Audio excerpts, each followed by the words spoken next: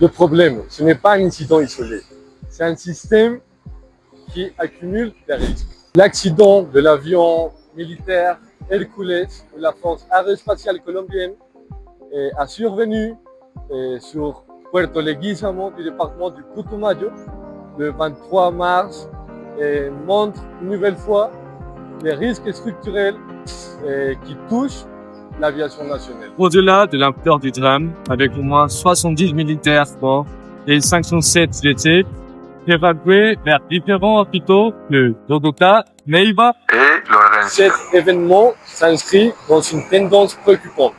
Depuis 2022, au moins 12 accidents impliquant des aéronefs militaires ont été recensés.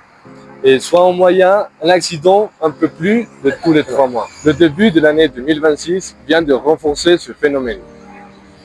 En moins de 2 mois, plusieurs accidents se sont produits dans des différents contextes. Aviation privée, des vols régionaux et aussi d'évacuations sanitaires aériennes.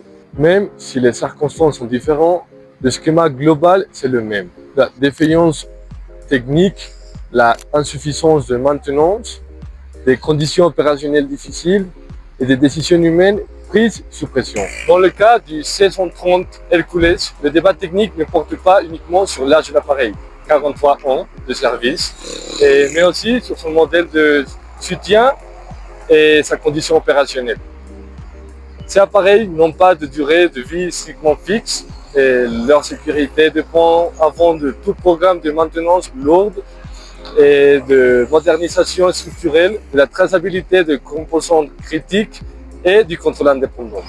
Le débat actuel, notamment avec l'annonce de débats et de contrôle politique sur l'arrêt civil au Congrès, met en évidence une urgence: renforcer les systèmes de supervision, la maintenance et d'enquête aéronautique, au-delà de la responsabilité conjoncturelle, afin de réduire un risque qui n'est plus pas isolé, mais désormais systématique.